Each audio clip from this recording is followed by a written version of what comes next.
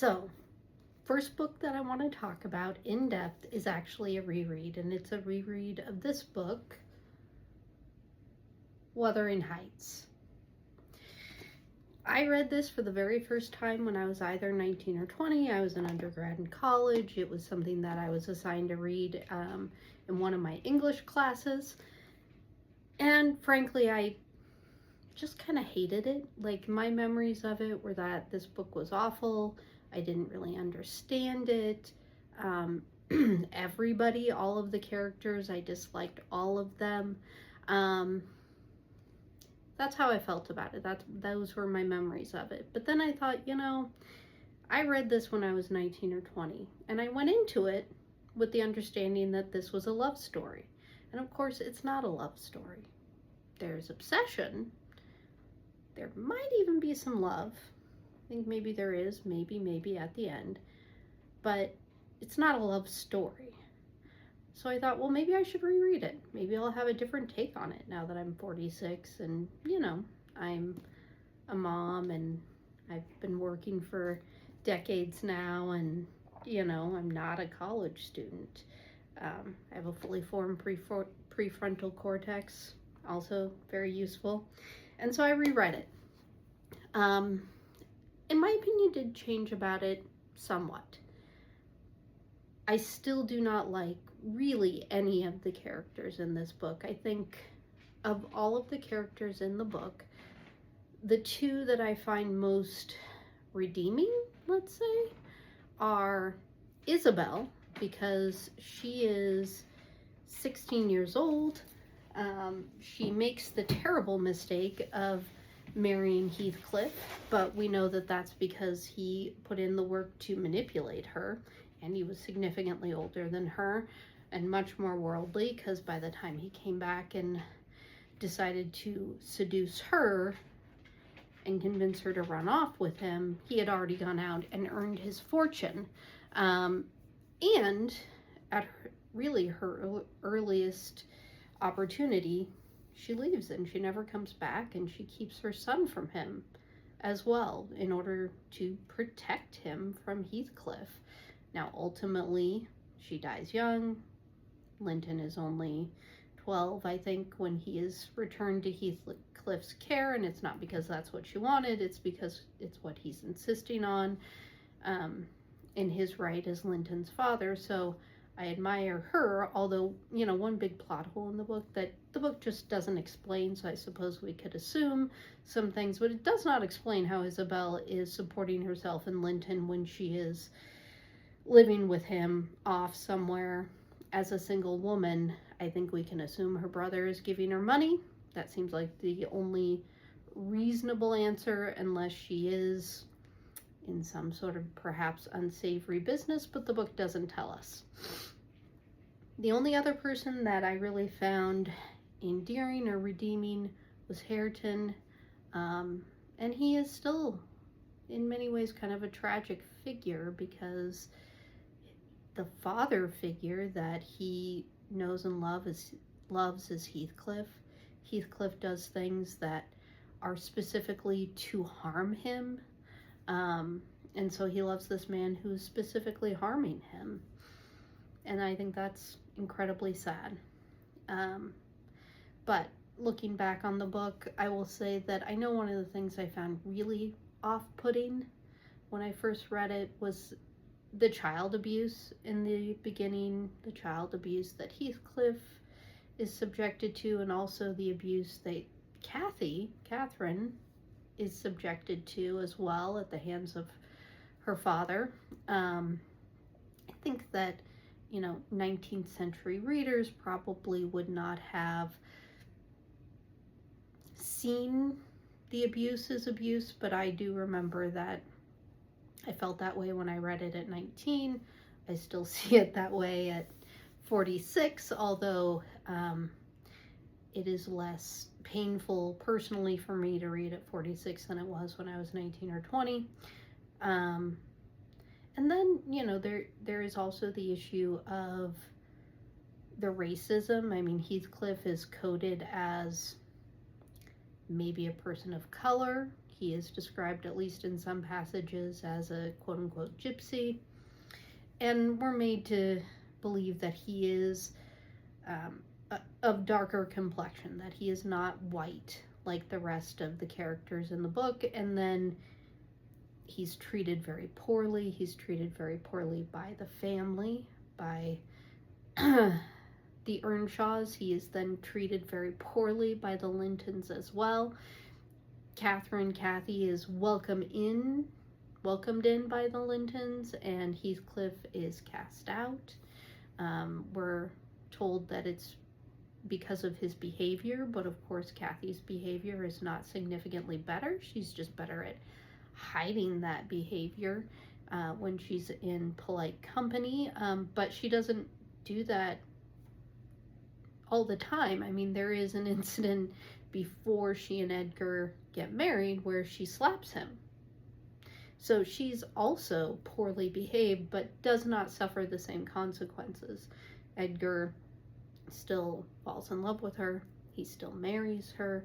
He still takes care of her in a lot of ways.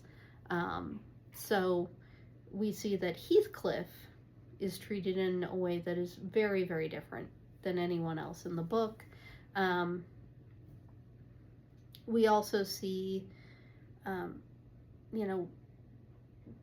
the other issue with the book is that, like, I don't know why this happens in these 19th century novels, but we're getting the story through the point of view of a complete third party, the housekeeper, right? So she makes it clear in the beginning that she and Kathy were not friends, even when they were kids.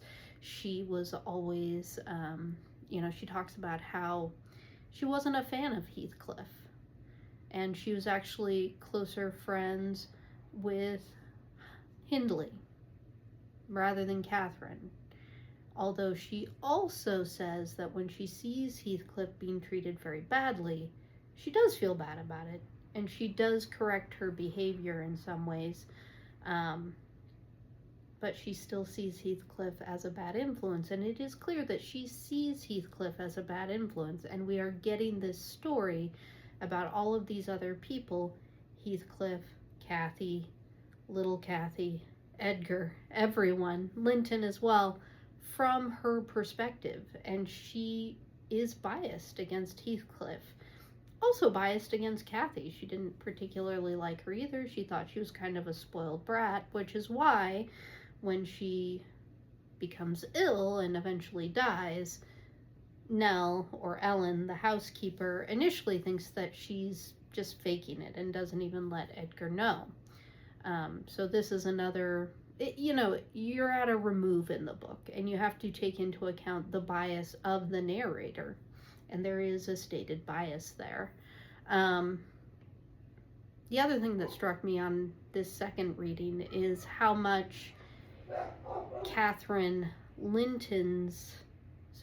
Earnshaw Linton's death sort of mirrors the incredible illness that Marianne Dashwood in Sense and Sensibility by Jane Austen suffers. So both of them are shown to be engaging in reckless behavior in terms of their own health. So in Sense and Sensibility, Marianne Dashwood, who continues to be heartbroken about Mr. Willoughby, decides that she's going to go out for a long walk in the rain, and as a consequence of that, becomes ill with a fever and almost dies. Now, she recovers, goes on to marry Colonel Brandon, all of that. But in Catherine's case, she, the housekeeper, Ellen, says that she takes to her bed. She refuses to eat. She is making herself ill. And it's such that in the beginning of the illness, Ellen doesn't even, like I said, she doesn't believe that she's ill. She thinks that she's essentially faking it, exaggerating her symptoms, until it's too late. And then it is too late. And she dies. And she dies in childbirth. And also somehow this baby that's born at 7 months old has no issues and is just fine, which is very interesting because I don't think that's usually how that works. But in this book, Kathy, little Kathy, is born and is totally fine. Even though her mother died in childbirth and she was born pretty premature. Um, so I did think that that was definitely an interesting parallel there. And perhaps there are other Victorian Gothic novels that, that happens and that I just haven't personally read. But anyway, that did strike me as an interesting thing.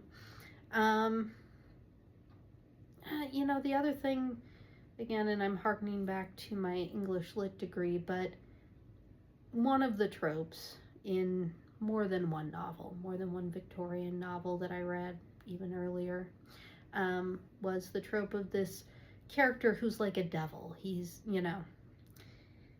a tempter, a wastrel, a scoundrel, a rake, who essentially a character who comes into the novel and his only goal is to not even wreak havoc, but to seduce and harm like the otherwise innocent young girls. I mean, there are characters who represent that archetype, and Heathcliff is very clearly one of those, although he is better fleshed out, I think, than some of them. But he starts, he comes home, he's made his fortune, he starts hanging out with Kathy. It's very made clear in the novel that Kathy is not only doing things that her husband wouldn't approve of, but also she is allowing Heathcliff familiarity with her that maybe she shouldn't as a married woman. And then when, things really get real, Heathcliff decides that he's going to seduce Isabel, the 16-year-old sister of Catherine's husband Edgar.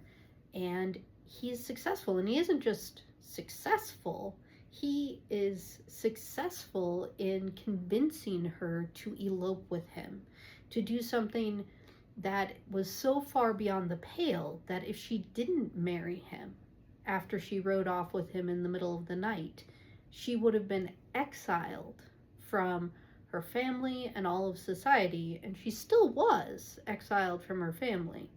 Her brother, refused to see her, refused to write to her, but it would have been even worse if she had not then married this cruel, sadistic man who never loved her. And then once he has married her, he owns her. So she's, at least initially unable to escape, although, as I mentioned, she is eventually successful in escaping.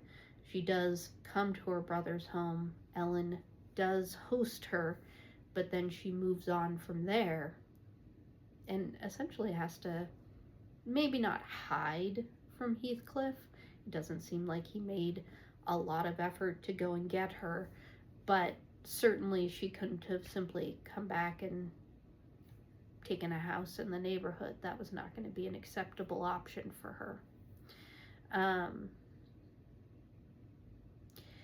And then, of course, we get towards the end of the novel, where you have little Kathy, you have Edgar, who is sick, not doing well, and you still have Ellen, who, is still the housekeeper. She is still caring for Kathy and Edgar in the way that she can. She still does go to Wuthering Heights occasionally, at least.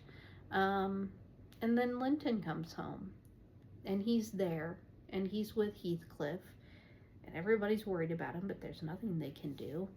And then Heathcliff, then, the master manipulator, manipulates and actually ultimately kidnaps Kathy and forces her to marry Linton. And you do wonder at that point. I mean, at that point in the novel, as a reader, what I'm thinking is, this is all terrible. This is all awful. It's horrible. I'm not enjoying this. Why am I reading this? It's terrible. Um, and then finally at the end, you do get that little tiny bit of light at the end. And the little tiny bit of light is that Heathcliff dies. He finally dies. Well, not finally. He's not even that old. He dies. And not for any particular reason. We are meant to believe that Kathy returns and calls him home. That the ghost of Kathy returns. She's speaking with him. And he passes away so that he can be with her. I mean, it seems to me that that is what we are meant to believe at the end of the novel. But this, of course, clears the way for Kathy to appreciate Hareton and also to not be living under the thumb of an abusive man, and that would be Heathcliff. And Hareton is then not under the thumb of this abusive, destructive, vengeful man either. And that allows them to sort of let their best selves shine. So Kathy stops being a snobby, mean girl to Hareton and convinces him, I'm not going to make fun of you. I'll help you learn to read. And Hareton is able to accept that help, and they learn to care for each other. And at the end of the novel, we understand that they're going to get married, which, considering that every single thing that happened before this in the novel was awful and terrible, is sort of amazing, because in the end there is a happy ending. And one of the things I didn't remember when I decided to reread this book is if I had actually kept my copy of Wuthering Heights, and I did. And I think the reason I did that was because there's actually a happy ending here. So even though I didn't have good memories or fond memories of this book, I kept it because it was one of the few with an actual happy ending. And I much have liked it better than most of the Dickens I had to read as well. So those are my thoughts, both on how I felt about Wuthering Heights at 19 and how I feel about it now. I'm going to keep the copy of the book that I've had sitting on a shelf for more than 20 years now, more than 25 years probably, and continue to let it sort of percolate in my mind, think about it. Don't know that I'm going to reread it again anytime soon, though. Thanks.